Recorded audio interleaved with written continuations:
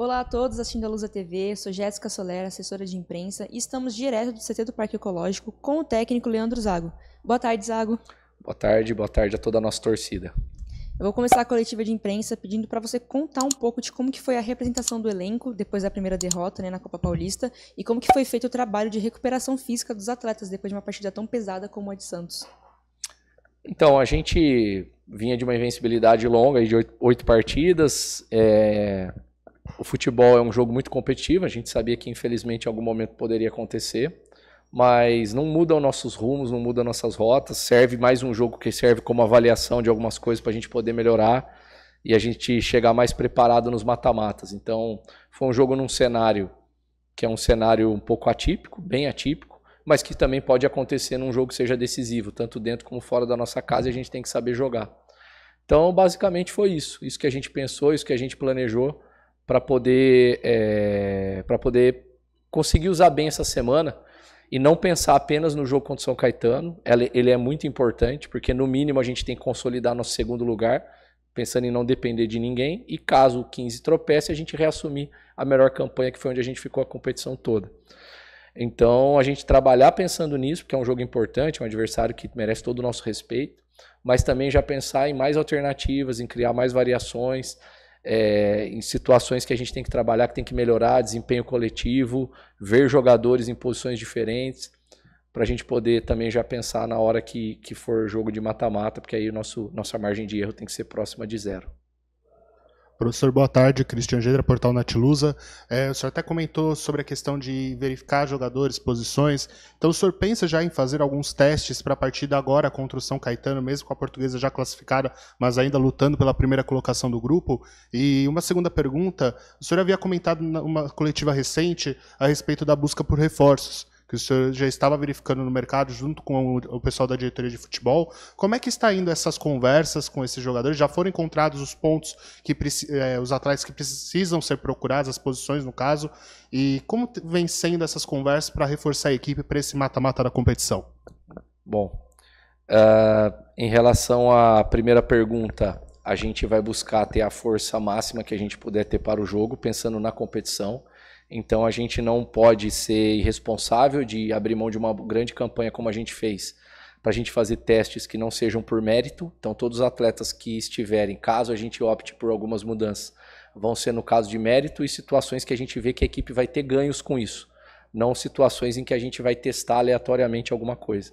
Então só vai acontecer algo se for treinado, bem treinado, e que a gente vê que teve resposta positiva. Então é só nessa condição.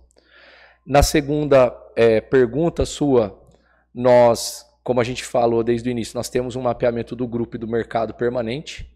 A gente esteve em busca todo esse período, estamos em busca, estamos com algumas possibilidades bem adiantadas, tá?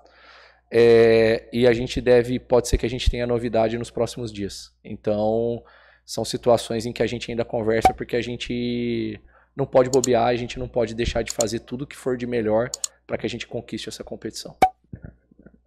O Antônio Quintal, do programa Paixão Lusa, ele perguntou se você pretende poupar o Robson e o Tauan, já que eles estão pendurados com 2 cartões amarelos, e como fazer para evitar o risco de suspensão dos dois caso eles joguem. O Robson e o Tauan treinaram normalmente a semana toda.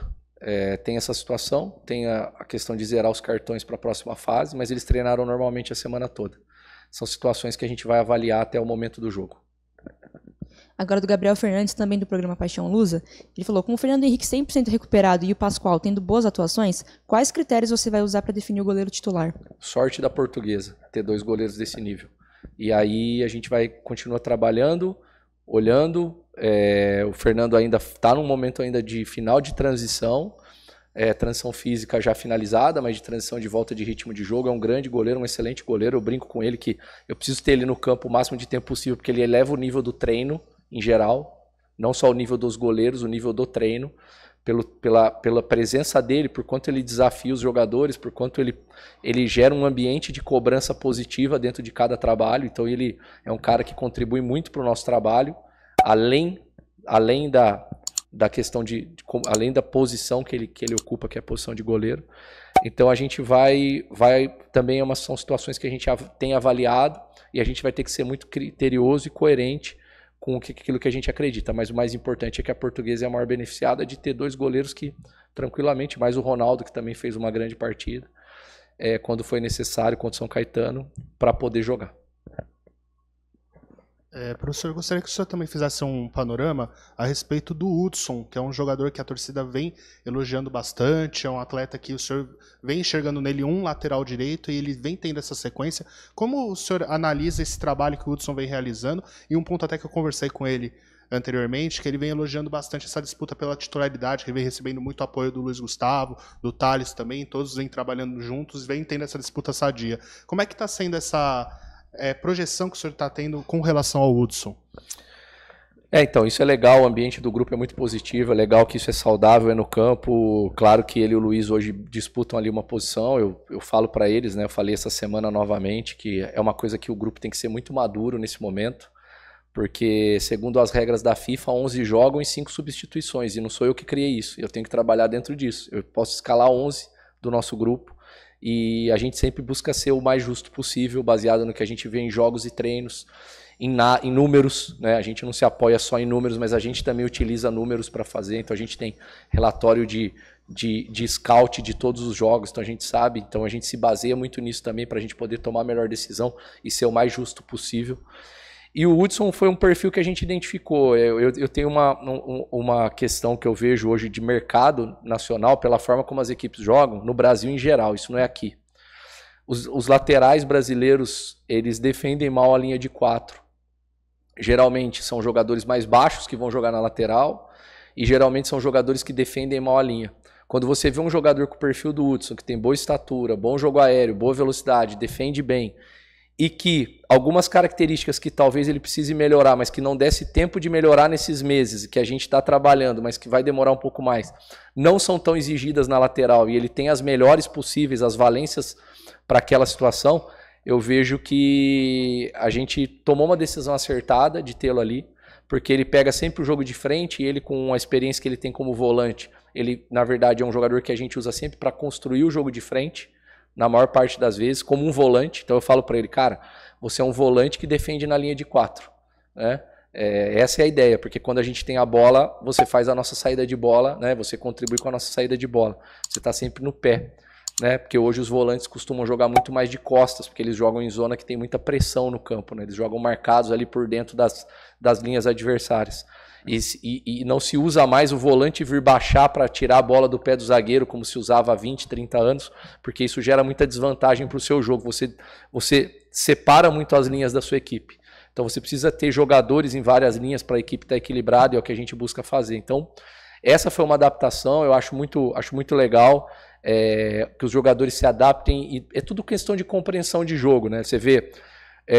eu vi agora recentemente, o Luxemburgo usou linha de 5 no Corinthians por um momento, depois voltou para a linha de 4, teve sucesso, eliminou o Atlético Mineiro. O Abel Ferreira foi campeão brasileiro usando 2 laterais no corredor, o Marcos Rocha e o Mike, voltou a fazer agora com a lesão do Dudu.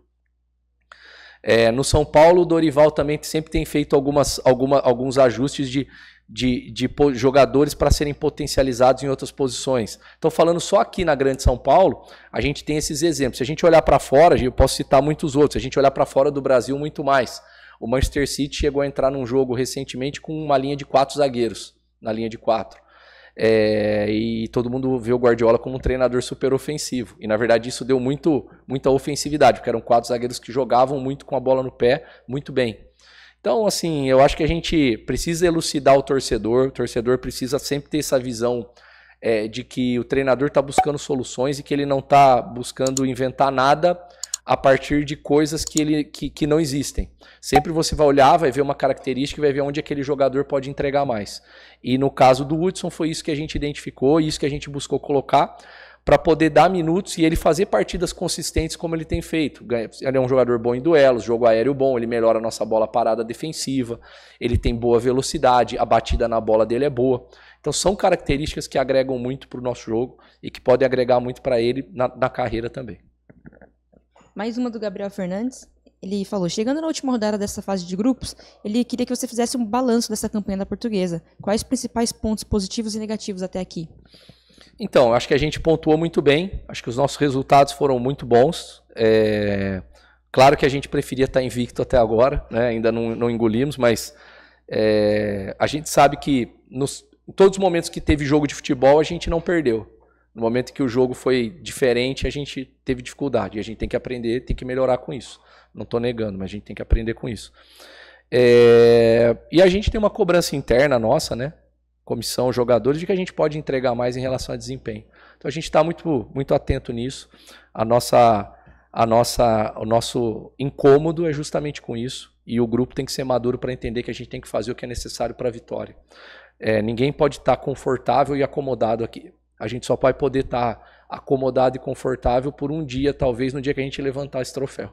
Senão a gente não vai poder estar acomodado e confortável, porque também um dia depois a gente já tem que estar pensando e planejando a sequência do clube numa próxima competição, num campeonato paulista. Então a gente não pode estar jamais acomodado. Então tudo que for necessário no campo, no planejamento, no extracampo, na questão de buscar melhorar o grupo, desenvolver melhor os jogadores, buscar qual jogador melhor em qual encaixe, recuperar os jogadores mais rápidos, tudo que a gente pode fazer, a gente está buscando fazer para poder ter o melhor resultado ali quando o árbitro apita, entregar o melhor jogo possível e passar para a torcida a confiança de que esse grupo pode buscar o que ele quer, que é o título e a tão sonhada vaga para a Série D. Aproveitando, para finalizar a coletiva, eu queria que você mandasse um recado para a torcida e chamasse eles para o jogo de domingo contra o São Caetano. Esse jogo ele é muito importante, que vocês vão, apoiem, lotem e nos acompanhem, porque nós vamos buscar essa vitória com o máximo das nossas forças, com toda a força possível, porque ela é muito importante para a gente chegar numa pontuação que nos garanta um segundo lugar no mínimo e, como eu disse, dependendo de um tropeço do nosso adversário, ainda a gente busca essa liderança. Isso vai dar uma solidez e vai criar uma aliança e uma corrente muito forte entre nós, um elo muito forte entre nós e a torcida, para que a gente entre muito forte nos mata-matas e vá fazer esse primeiro jogo fora de casa, muito forte, buscar um grande resultado e depois ser recebido novamente no Canindé para a gente poder definir essa vaga. Então, é muito importante esse jogo, é muito importante que vocês estejam lá nos apoiando e que a gente crie esse elo o tempo todo e saia do jogo com uma grande vitória e com um grande ambiente e já prepare o ambiente para a hora que os jogos estiverem sendo eliminatórios, porque isso é decisivo e a força de vocês até agora foi fundamental. Nós não sofremos gols em casa ainda, a gente continua invicto dentro da nossa casa e é o que a gente pretende até o final da competição. Zago, muito obrigada. Eu que agradeço, boa tarde. Agradecer também ao Christian Geda, do Netluz, por ter vindo até aqui participar da coletiva. Agradecer aos outros jornalistas que também enviaram perguntas e muito obrigada também a todos que assistiram até aqui. Até a próxima.